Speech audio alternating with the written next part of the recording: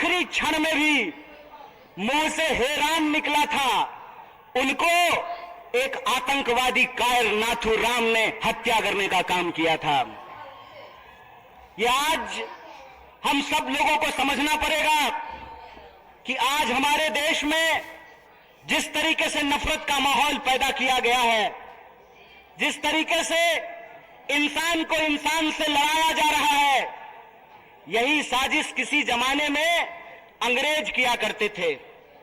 अंग्रेज भारत के लोगों को आपस में लड़ाते थे, हिंदू मुसलमान करवाते थे, मंदिर मस्जिद करवाते थे और फूट डाल करके हमारे ऊपर 200 साल तक राज किया था।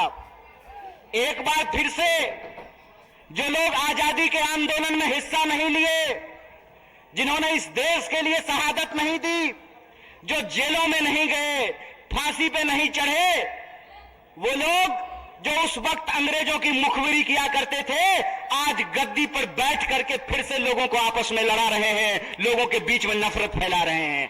बोलिए, ऐसा है कि नहीं है? नफरत फैल रहा है ना? कौन फैला रहा है?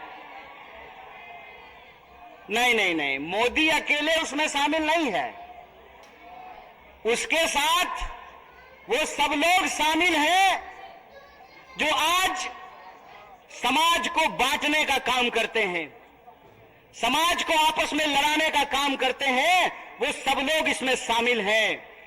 तो आप सब लोगों से मैं ये आग्रह करना चाहता हूं, आप सब जानते हैं कि कांग्रेस पार्टी ने, भारतीय राष्ट्रीय कांग्रेस ने अंग्रेजों से लड़ करके इस देश को आजादी दिलाई।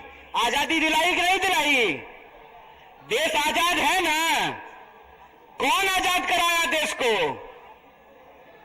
कांग्रेस ने इस देश को आजाद कराया।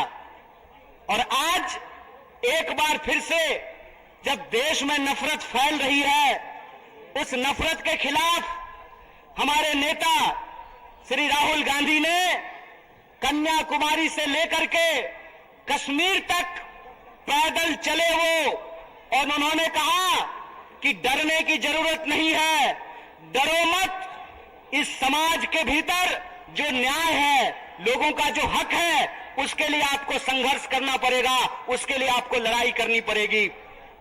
राहुल जी ने कहा कि अगर देश में नफरत फैल रही है तो हमको मोहब्बत की आवाज को बुलंद करना पड़ेगा। और कन्याकुमारी से लेकर के कश्मीर तक उन्होंने भारत जोड़ो यात्रा की, भारत जोड़ो पद यात्रा की।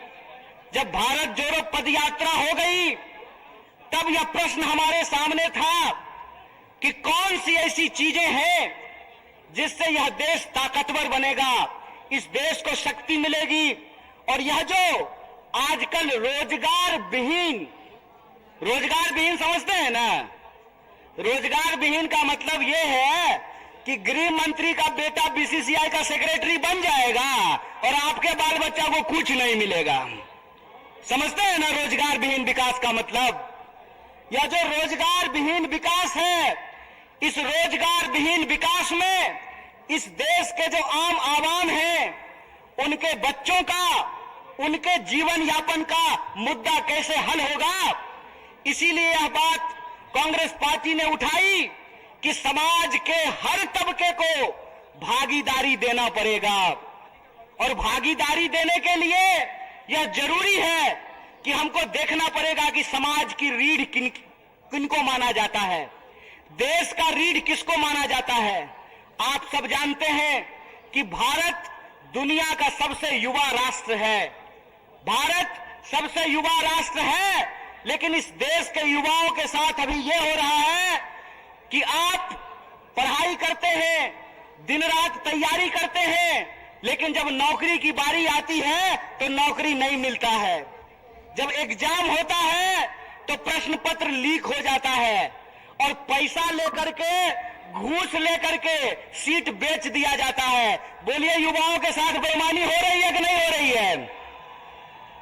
चूंकि हमारे माँ बाप किसान हैं, चूंकि हमारे माँ बाप शिक्षक हैं, हमारे माँ बाप साधारण परिवार के लोग हैं, साधारण इनकम के लोग हैं, तो हमारे भविष्य के बारे में कोई नहीं सोचता है। बताइए, नेता का बेटा नेता बनेगा, मंत्री का बेटा मंत्री बनेगा, डीएम साहब का बेटा डीएम बनेगा, डॉक्टर साहब का बेटा डॉक्टर बनेगा, लेकिन किसान का बच्चा किसान नहीं बनना चाहता है। बोलिए, किसान का बच्चा किसान बनना चाहता है? क्यों नहीं बनना चाहता है? इसलिए नहीं बनना चाहता है कि इस देश की हकीकत यह है कि हर घंटे 2 किसान आत्महत्या करते हैं, हर घंटे एक नौजवान आत्महत्या करता है, हर मिनट किसी महिला के साथ कोई ना कोई अपराध होता है। आए दिन हमको यह सुनने को मिलता है कि जो शोषित पीड़ित वर्ग के लोग हैं उनके ऊपर लगातार हमले होते हैं, उनका अधिकार छीना जाता है। देश की इस परिस्थिति को देखते हुए, जब बेरोजगारी 45 साल में सबसे ज्यादा है, महंगाई आसमान छू रहा है। आप लोगों को याद था ना, पहले पेट्रोल कितना में मिलता था? पहले पेट्रोल कितना में मिलता था? 50 रुपया में। अब कितना में मिलता है? 100 रुपया में। महंगाई बढ़ी है कि नहीं बढ़ी है? सरसों का तेल पहले कितना में मिलता था? 80 रुपए किलो। अब कैसे मिलता है? 200 रुपये किलो। बोलिए, महंगाई बढ़ी है कि नहीं बढ़ी है? जिस तरह से महंगाई बढ़ रही है, किसानों की आत्महत्या हो रही है, जवानों की आत्महत्या हो रही है, महिलाओं के ऊपर अत्याचार हो रहा है, बेकारी 45 साल में सबसे ज्यादा है, तब इस देश के नौजवानों को, बिहार के नौजवानों को यह सोचना पड़ेगा कि उनका भविष्य क्या है। आप सोचिए कि अगर इस देश के नेता चाहते हैं कि उनके बाल बच्चों का भविष्य बना रहे, तो इस देश के किसानों को, इस देश के गरीबों को भी यह सोचना पड़ेगा कि उनके बाल बच्चों का भविष्य कैसे बना रहेगा।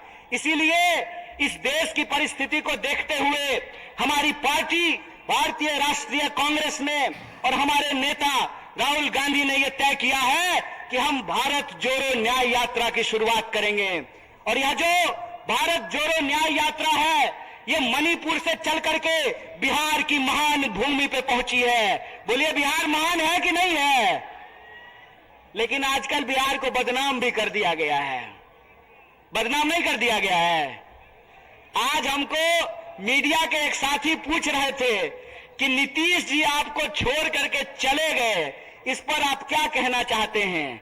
हम बोले, सुनिए, कौन आया कौन गया ये महत्वपूर्ण नहीं है। महत्वपूर्ण ये है कि बिहार के जो 14 करोड़ लोग हैं, उनका जो हक और अधिकार है, रोजी रोटी कपड़ा मकान का सवाल है, अपने खून के आखिरी कतरे तक उसके लिए संघर्ष करेंगे।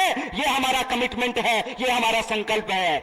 किसी के आने जाने की बात नहीं है, बात है लोगों के हक और अधिकार की, बात है लोगों के लिए न्याय की। और हमारा यह मानना है, हमारी पार्टी की यह मानना है कि अगर हम इस देश को शक्ति देना चाहते हैं, अगर हम बिहार को शक्ति देना चाहते हैं, तो हमको 5 प्रकार के न्याय की स्थापना करनी पड़ेगी। कितने प्रकार की न्याय की स्थापना करनी पड़ेगी? हाथ उठा करके बताइए। अरे डरिए नहीं, आप नेता छोड़े कि ईडी से घबरा जाइएगा। आप तो आम जनता है, आपको क्या फर्क पड़ता है? 5 प्रकार के न्याय की जरूरत पड़ेगी। कितने प्रकार की? और वो 5 प्रकार का न्याय ये है कि हम चाहते हैं कि इस देश में नारी को न्याय मिले, भागीदारी का न्याय मिले, युवाओं को न्याय मिले, किसानों को न्याय मिले और मजदूरों को न्याय मिले। बोलिए, आपको ये 5 न्याय चाहिए कि नहीं चाहिए? सब लोगों को चाहिए। अगर सब लोग यह 5 प्रकार का न्याय चाहते हैं, तो हम आपसे एक अपील करना चाहते हैं। एक बात जान लीजिए, इस देश में कुछ भी, इस देश के आम लोगों को कुछ भी बिना संघर्ष के नहीं मिला है। हमारी आजादी के लिए भी लोगों को अपनी जान गंवानी पड़ी। बिहार के लोग जानते हैं कि अपने हक और अधिकार के लिए संघर्ष करना पड़ता है। और एक बात आप लोगों ने सुना होगा, बिन हवा न पत्ता हिलता है, बिन लड़े न कुछ भी मिलता है। इसीलिए अपने हक और अधिकार के लिए हमको लड़ना पड़ेगा और हमारे देश के आम आवाम को, बिहार के आम लोगों को यह सोचना पड़ेगा कि हमारा भविष्य क्या है। हम समझते हैं कि जिस तरीके से मौजूदा सरकार हमारे देश के नौजवानों के साथ, बिहार के नौजवानों के साथ खिलवाड़ कर रही है, उसके खिलाफ हमको संघर्ष करना पड़ेगा।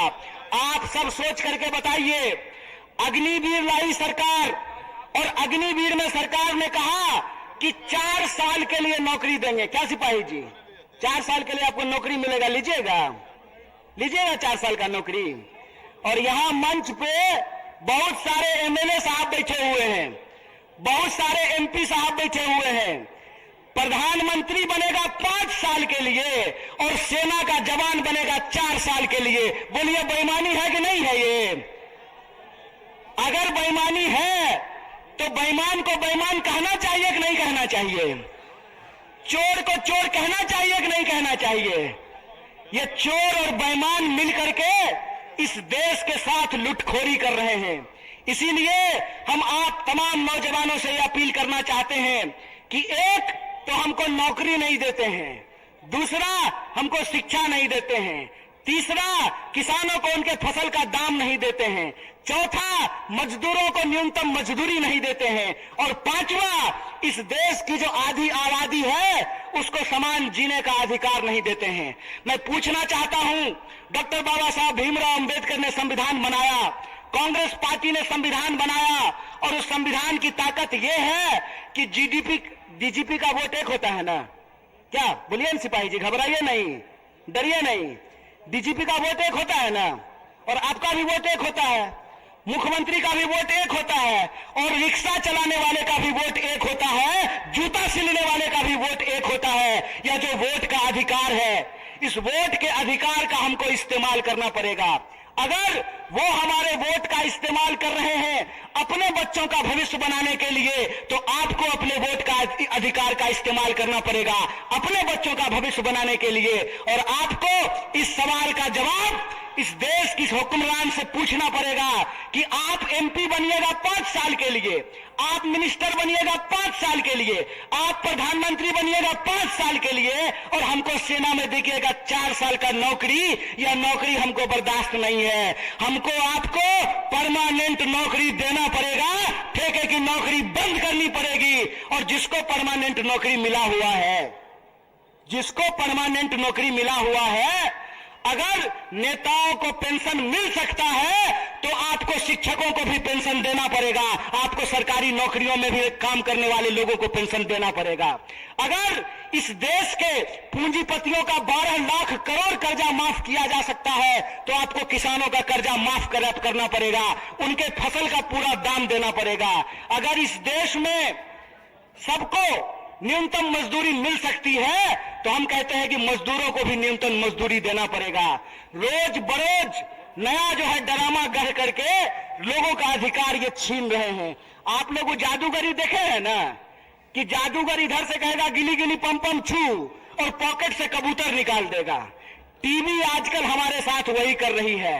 जब भी आप टीवी खोल करके देखिएगा, आपके मुद्दे गायब कर दिए गए हैं। सुबह से लेकर के शाम तक बहस चलेगी, कौन शपथ ले रहा है, कौन शपथ नहीं ले रहा है। सुबह से लेकर के शाम तक लोगों के मुद्दों को भटका करके और आम लोगों का जो बुनियादी सवाल है, रोजी का सवाल, रोजगार का सवाल, रोटी का सवाल, कपड़ा का सवाल, मकान का सवाल, इन सवालों को गुमराह किया जाता है। इसीलिए हम पूर्णिया के आम लोगों को और बिहार के आम लोगों को एक अपील करना चाहते हैं। हम जानते हैं कि बिना लड़ाई के कुछ नहीं मिलता है, तो हमको अपने न्याय के लिए और अपने आने वाली पीढ़ी के न्याय के लिए संघर्ष करना पड़ेगा। बोलिए, आप इसके लिए तैयार हैं? न्याय करेंगे अपने साथ, अपने आने वाली पीढ़ी के साथ। तो आखिरी बात बोल करके अपनी बात को मैं खत्म करूंगा। मैं पहली बार रंगभूमि मैदान में नहीं आया हूं, यह तीसरी बार है जो मैं रंगभूमि मैदान में आप तमाम लोगों के बीच में आया हूं। मंच अलग है, लोग अलग हैं, लेकिन मुद्दा वही है। और तब भी हमने आपसे वादा किया था कि इस देश की आजादी पे जब जब आंच आएगी आपका बच्चा जो आपका नमक खाया है आपके हक और अधिकार के लिए सड़कों पर उतरेगा। इसीलिए आप तमाम बिहार वासियों को, पूर्णिया वासियों को, सीमांचल वासियों को अपील करना चाहता हूं कि आप तमाम लोगों को 5 न्याय के लिए, इस देश की शक्ति देने के लिए आपको संघर्ष करना पड़ेगा। और इस संघर्ष में अगर हम संघर्ष करेंगे तो जरूर जीतेंगे। इन्हीं शब्दों के साथ अपनी बात को खत्म करूंगा। शुक्रिया।